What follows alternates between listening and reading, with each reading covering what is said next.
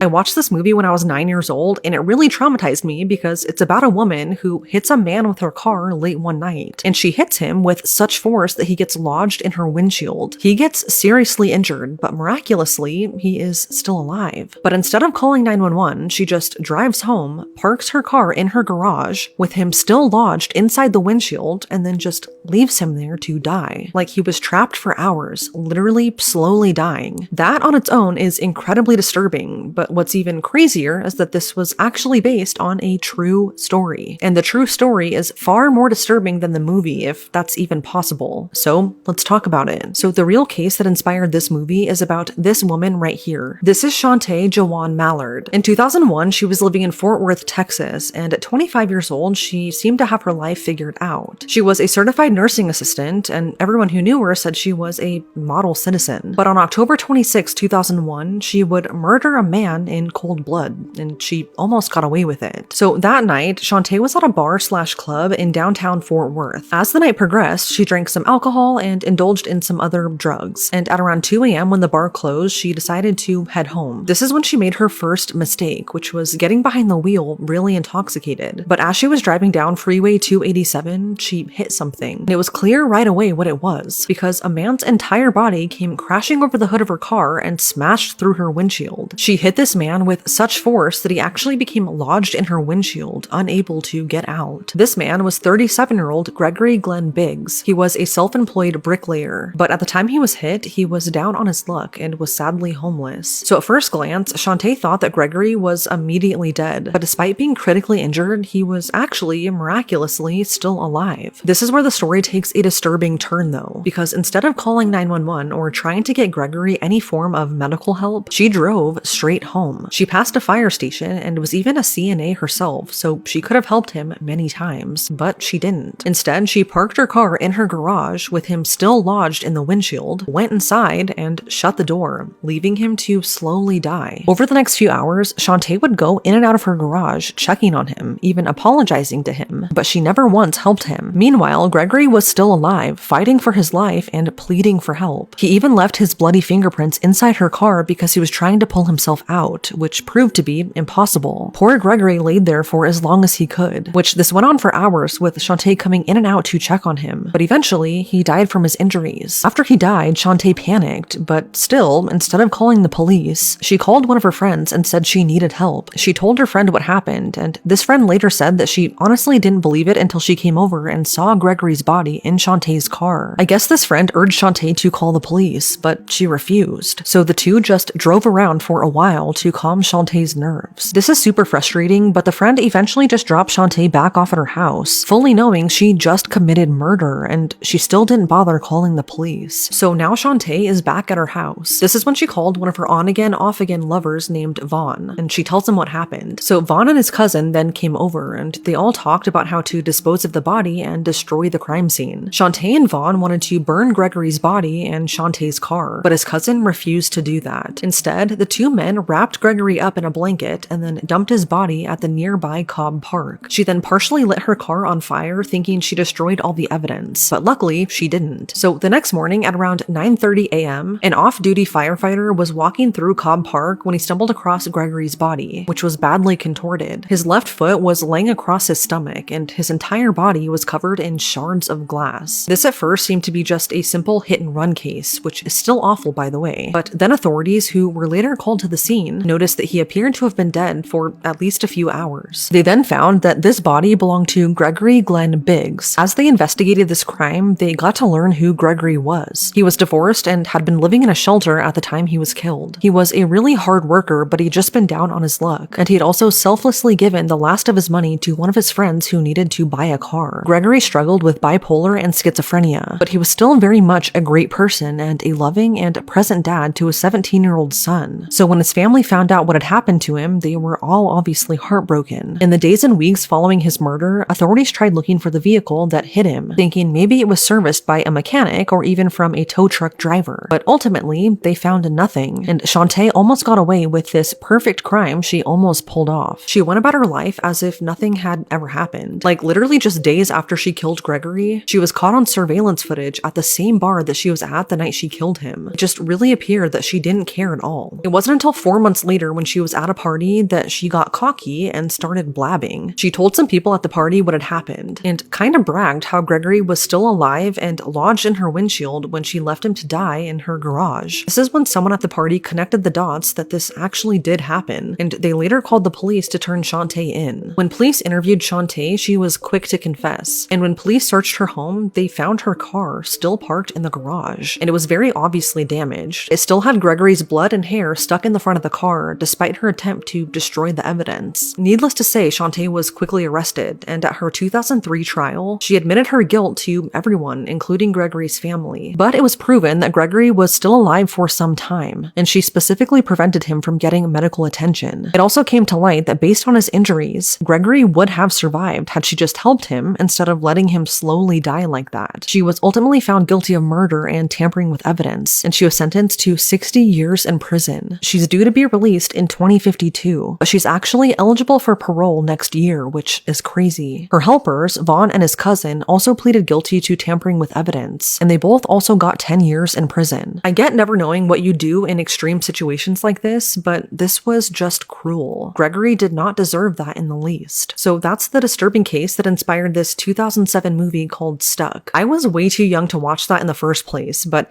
add in the fact that it's based on a true story, and it's just horrifying. If you made it this far, let me know if I should cover more stories like this. Since I was a kid, I've always loved horror movies, which I occasionally talk about on here, but since I mainly talk about true crime, I'm thinking of making this into a playlist where I cover other movies that are based on true stories. So let me know if you'd be interested. But other than that, guys, just don't do what this girl did and drive while intoxicated. It's not that hard.